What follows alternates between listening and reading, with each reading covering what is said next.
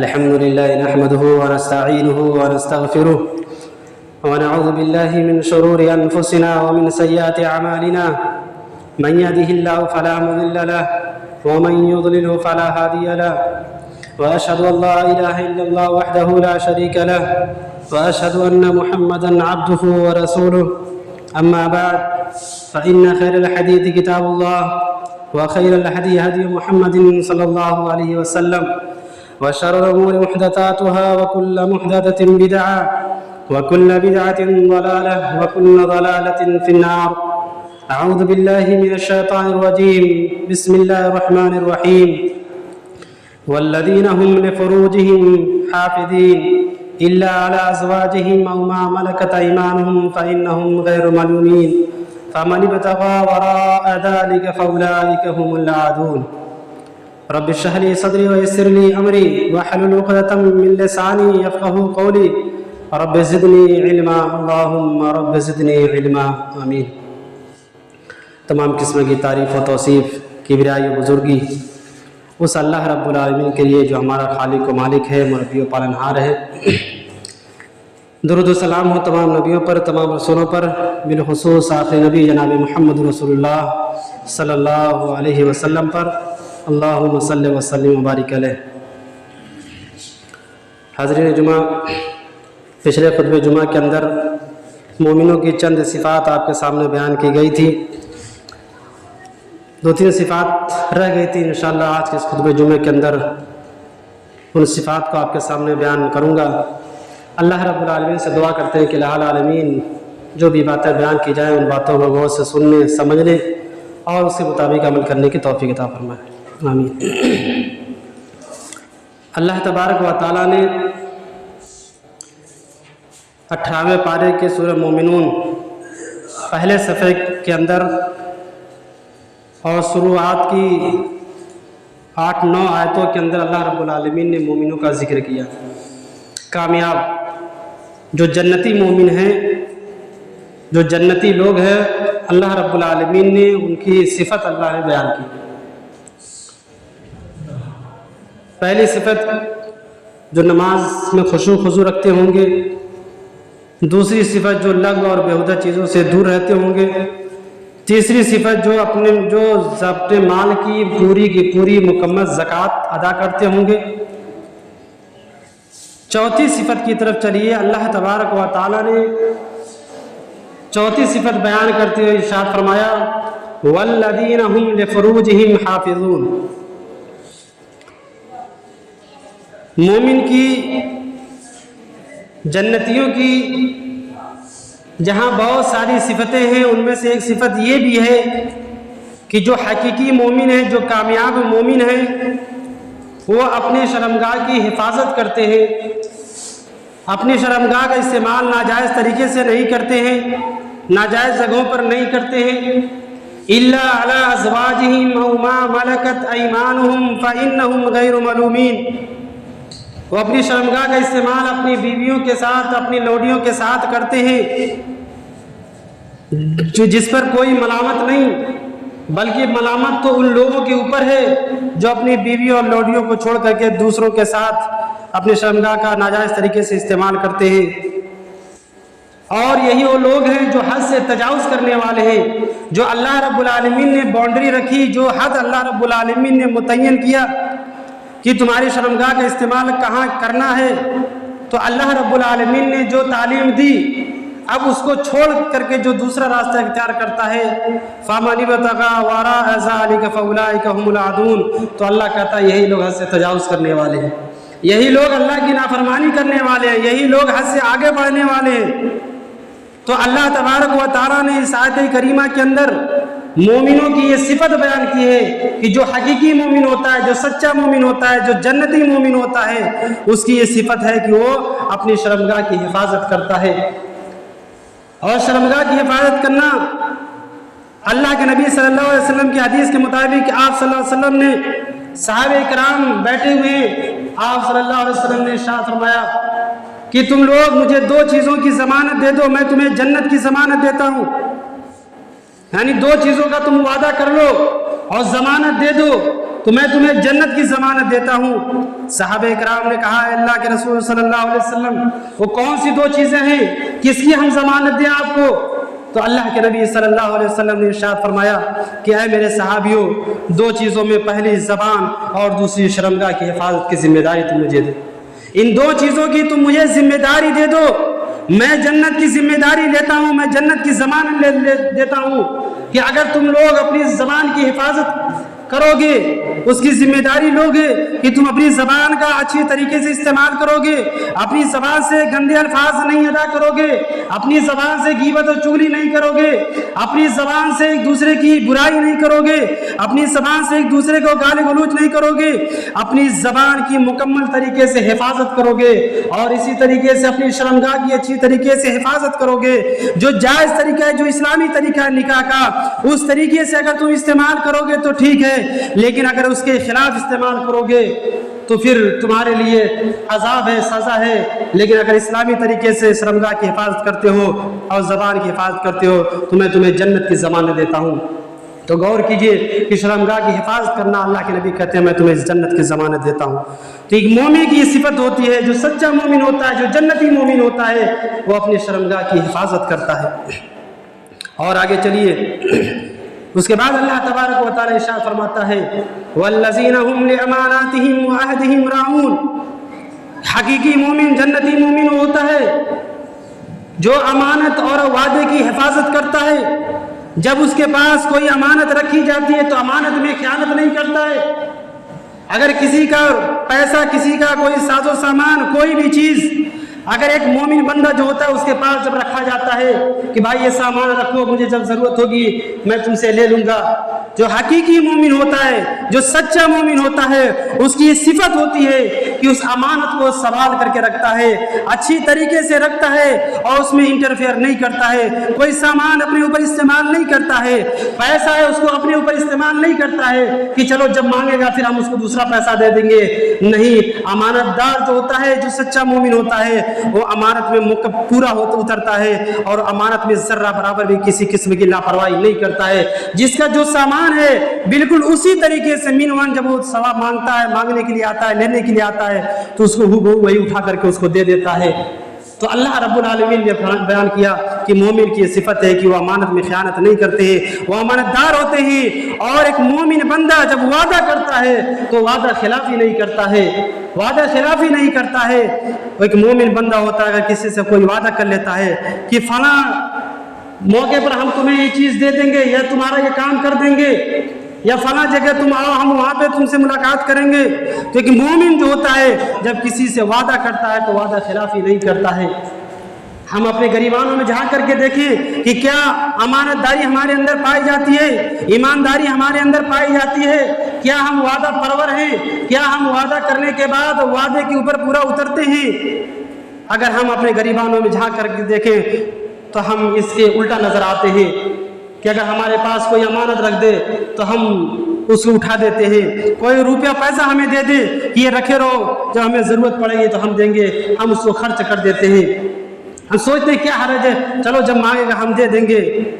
میرے بھائیوں، امانت دار ہونا الگ چیز ہے، جو قرآن نے بیان کیا ہے اس پر اس طریقے سے بننا ایک الگ چیز ہے، اور یہ کہ ہم پیسہ لوٹا دیں یہ الگ چیز ہے۔ کہ مثلا کسی نے ہمیں دیا 1000 روپیہ، 1 سال کے بعد اس نے مانگا، اس نے 500 کی نوٹ دی، ہم نے اس کو 100 کی نوٹ دے دی۔ ہم سچے ہیں لیکن امانت دار نہیں ہیں۔ امانت دار ہم اسی وقت کہلائے جائیں گے کہ اس نے 500 کی جو نوٹ دی وہی نوٹ ہم اس کو واپس لوٹا دیں، وہ چینج بھی نہ کریں۔ یہ نہیں کہ ہم چلو اسی کو اٹھا دیا، دوسرا 500 کی نوٹ دے دیا، نہیں، اس نے جو نوٹ دیا وہی نوٹ ہم اس کو لوٹائیں، تب ہم حقیقی امانت دار کہلائیں گے۔ اور امانت دار کی مثال دیکھنا ہے تو جناب محمد رسول اللہ صلی اللہ علیہ وسلم کو دیکھیے کہ آپ صلی اللہ علیہ وسلم کو جب مکہ والوں نے رہنے نہیں دیا اور اللہ تبارک و تعالیٰ نے حکم دیا کہ آپ ہجرت کریں، مکہ چھوڑ کر کے مدینہ جائیں، تو اس موقع پر بھی اللہ کے نبی صلی اللہ علیہ وسلم کے پاس مکہ والوں کی امانتیں رکھی ہوئی تھی۔ آپ صلی اللہ علیہ وسلم نے اپنے بستر پر حضرت علی رضی اللہ تعالیٰ عنہ کو لٹایا کہ اے علی، میرے بستر پر آج کی رات لیٹ جاؤ اور جب کل صبح اٹھنا تو مکے والوں کی امانتیں میرے پاس رکھی ہوئی ہیں، کل ان کو تقسیم کر دینا اور تقسیم کر کے فلاں مکان پر میں رہوں گا، وہاں پر تمہاری ملاقات مجھ سے ہوگی۔ تو غور کیجیے اللہ کے نبی صلی اللہ علیہ وسلم، اور اتنا ہی آپ نبی بننے سے پہلے، جب آپ نبی نہیں بنے تھے اس سے پہلے بھی اللہ کے نبی صلی اللہ علیہ وسلم کو کافرین مکہ جو نبی بننے کے بعد آپ کو جھٹلایا کرتے تھے، وہ کافرین مکہ بھی آپ صلی اللہ علیہ وسلم کو نبی بننے سے پہلے امین و صادق کہا کرتے تھے، امین و صادق کہا کرتے تھے۔ آپ کو آتا ہوا دیکھتے تو کہتے امین آ گئے، صادق آ گئے۔ کیوں؟ اس لیے کہ وہ اپنی امانتیں نبی اکرم صلی اللہ علیہ وسلم کے پاس رکھا کرتے تھے، اور جب انہیں ضرورت پڑتی اللہ کے نبی صلی اللہ علیہ وسلم سے اپنا رکھا ہوا مال مانگتے، آپ ان کو وہی سامان ان کو ہو بہو لوٹا دیتے تھے۔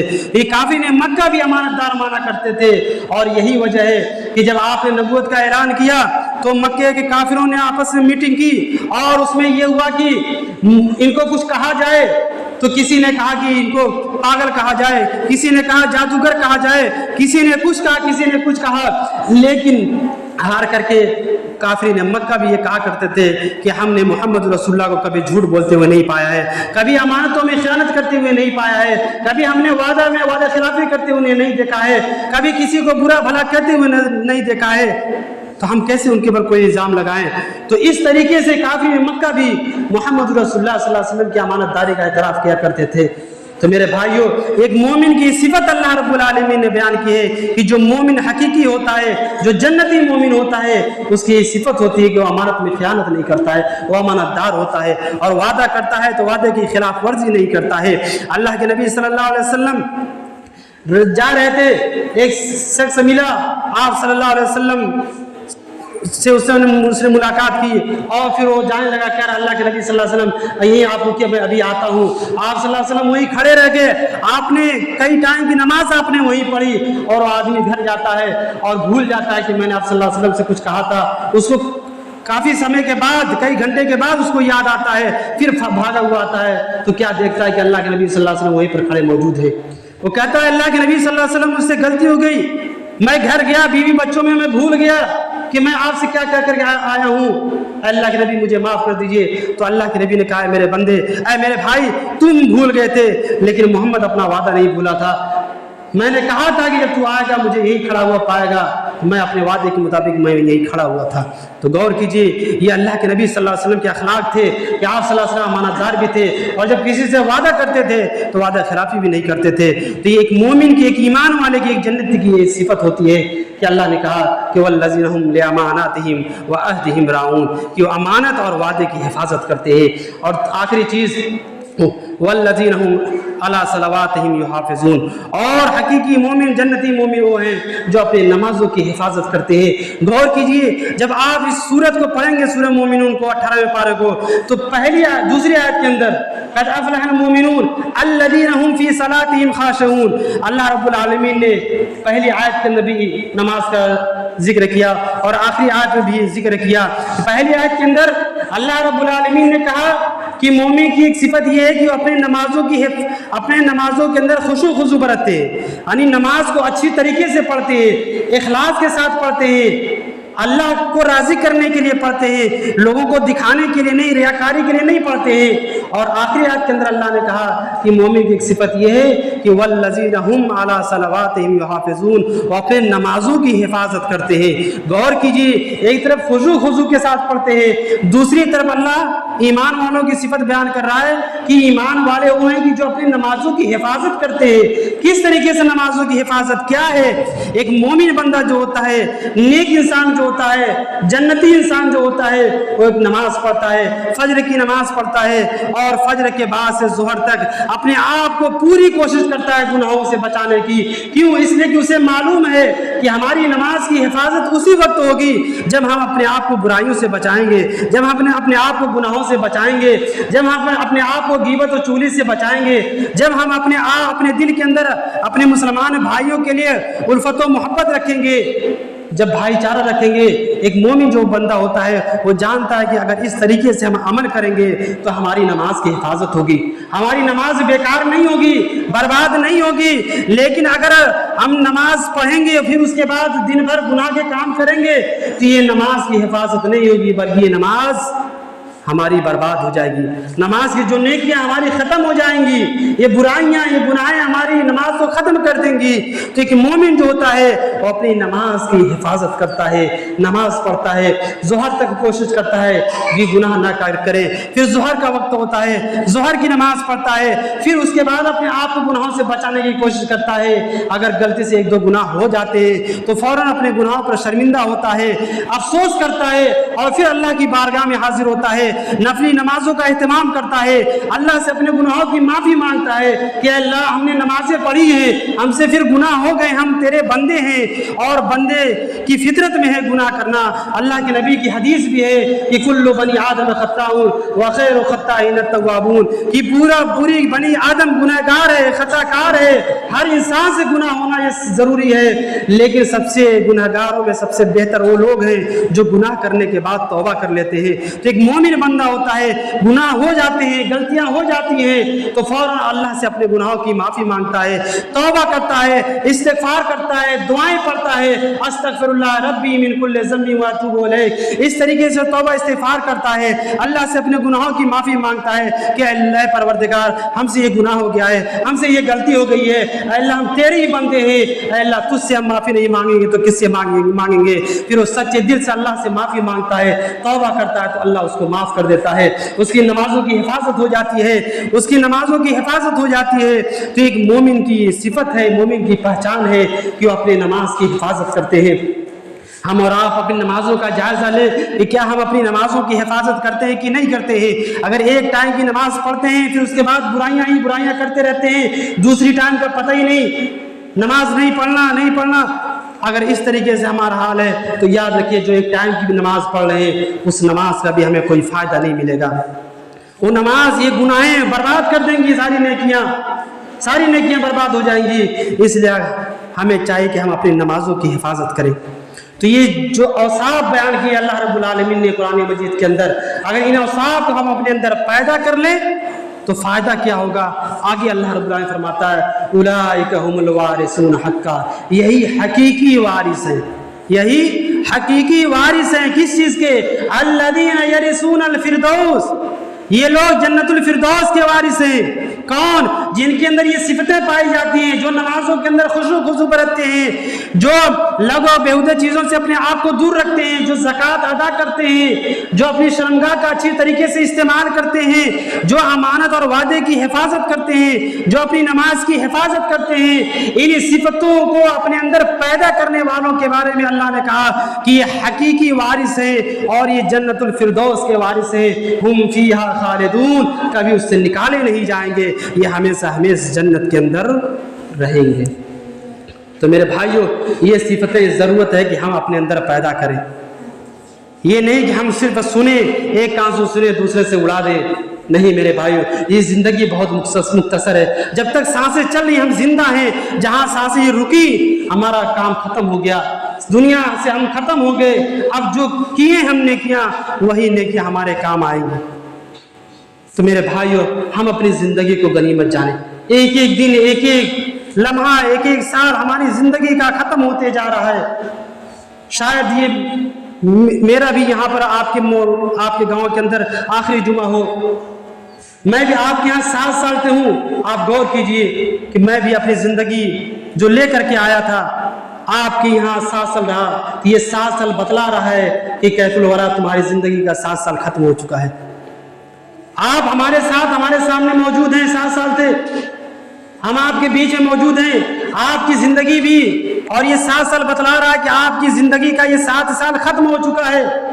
ہم اور آپ اپنی موت کے قریب ہوتے جا رہے ہیں، اپنی قبر کے قریب ہوتے جا رہے ہیں۔ اگر ہمارے پاس اچھے اعمال ہیں تو ہم گویا جنت کے قریب ہو رہے ہیں، اگر ہمارے پاس اچھے اعمال نہیں ہیں تو ہم جہنم کے قریب ہوتے جا رہے ہیں، گویا ہم اپنی زندگی کا یہ 7 سال ختم کر چکے ہیں، اب کب ہمیں موت آ جائے ہمیں نہیں معلوم ہے۔